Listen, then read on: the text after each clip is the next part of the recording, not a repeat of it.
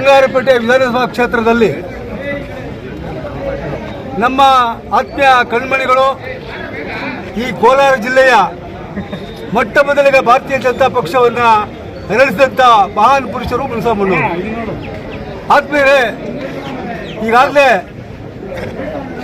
ನಾವು 91ರಿಂದ ನಾವು ಈ ಚುನಾವಣೆಯಲ್ಲಿ ನೋಡ್ಕೊಂಡು ಬಂದ್ವಿ. ಪಾರ್ಲಿಮೆಂಟ್ ಚುನಾವಣೆ ಏನು ಮೊನ್ನೆ ನಡೆದಂಥ ಕಳೆದ ಬಾರಿ ಅವರು ಕಂಟೆಸ್ಟ್ ಮಾಡಿದಾಗ ಆ ಚುನಾವಣೆಯಲ್ಲಿ ಮೊಟ್ಟ ಮೊದಲಿಗೆ ಕೋಲಾರ ಜಿಲ್ಲೆಯಲ್ಲಿ ಬಾವುಟವನ್ನು ಆರಿಸಿದಂಥ ಮೊದಲನೇ ವ್ಯಕ್ತಿ ಅಂದರೆ ಮುನಿಸಾಮಣ್ಣವರು.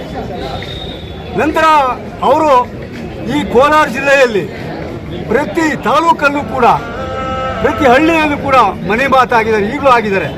ಕಾರಣ ಏನಪ್ಪ ಅಂದರೆ ಅವರು ಡೆಲ್ಲಿಯಲ್ಲಿದ್ದರೆ ಕೋಲಾರು, ಡೆಲ್ಲಿಯಲ್ಲಿದ್ದರೆ ಮುಳಬಾಗಲಿದ್ದರೆ ಮಾಲೂರು.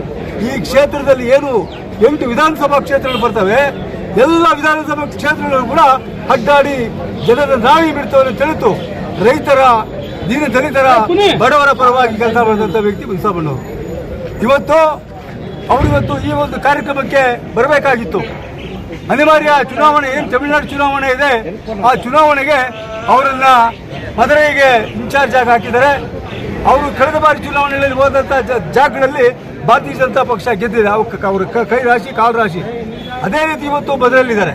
ಹಂಗಾಗಿ ಇವತ್ತು ಅವರ ಒಂದು ಈ ಕಾರ್ಯಕ್ರಮ 51ನೇ ಹುಟ್ಟುಹಬ್ಬವನ್ನು ಈ ಕ್ಷೇತ್ರದಲ್ಲಿ ನಮ್ಮ ಎಲ್ಲ ಬಂಧುಗಳು, ಭಾರತೀಯ ಜನತಾ ಪಕ್ಷ, ಎಲ್ಲ ಸಂಘಟನೆಗಳು, ಮಾಧ್ಯಮ ಮಿತ್ರರು ಮತ್ತು ಇಲ್ಲಿ ಬಂದಿರತಕ್ಕಂಥ ಎಲ್ಲ ಸಂಘಟನೆಗಳವರು ಸೇರಿ ಇವತ್ತು ಈ ಒಂದು 51ನೇ ಹುಟ್ಟುಹಬ್ಬವನ್ನು ಈ ಕೋದಂಡರಾಮ ಸ್ವಾಮಿ ದೇವಾಲಯದಲ್ಲಿ ಅಭಿಷೇಕ ಮಾಡಿ ಪೂಜೆಯನ್ನು ಮಾಡಿ ಅರ್ಪಿಸುವುದರ ಮುಖಾಂತರ ಕಾರ್ಯಕರ್ತರಿಗೆ ಎಲ್ಲರಿಗೂ ಕೂಡ ಅಭಿನಂದನೆ ಸಲ್ಲಿಸಿ ಮೊಟ್ಟ ಮೊದಲಿಗೆ ಮುನಿಸಾಮಣ್ಣವರಿಗೆ ಈ ಕ್ಷೇತ್ರದ ಪರವಾಗಿ ನಿಮ್ಮೆಲ್ಲರ ಪರವಾಗಿ ಅವರಿಗೆ ಧನ್ಯವಾದಗಳನ್ನು ಅರ್ಪಿಸ್ತಾ ಇದ್ದೇವೆ.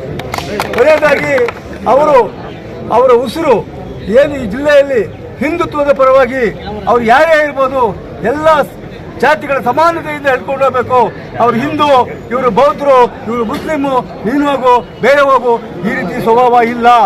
ಯುವಕರ ಮೇಲೆ ಬೆನ್ತಟ್ಟಿ ಕಳಿಸ್ತಾರೆ, ಮುದುಕರ ಮೇಲೆ ಬೆನ್ತಟ್ಟಿ ಮಾತಾಡ್ತಾರೆ. ಇಂಥ ವ್ಯಕ್ತಿ ನಿಜವಾಗ್ಲೂ ನಾವು ನೋಡಿಲ್ಲ.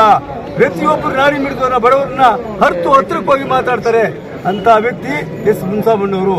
ಇವತ್ತು ಬಂಗಾರಪೇಟೆಗೆ ಕೂಡ ಇವತ್ತು ಅವರು ಅನಿವಾರ್ಯ ಇದೆ. ತಾವೆಲ್ಲ ಕೂಡ ಯೋಚನೆ ಮಾಡಿ ಮುಂಬರುವ ದಿನಗಳಲ್ಲಿ ಅವರು ಒಂದು ಹಾದಿಯೆಲ್ಲ ಹೋಗೋಣ.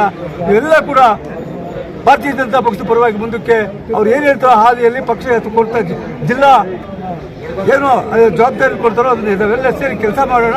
ಎಲ್ಲ ಸಂಘಟನೆಗಳವ್ರನ್ನ, ಎಲ್ಲ ಜಾತಿ ವರ್ಗದವ್ರನ್ನ ಮೂಡಿಸ್ಕೊಂಡು ಹೋಗೋಣ ಅಂತೇಳಿ ಹೇಳಿ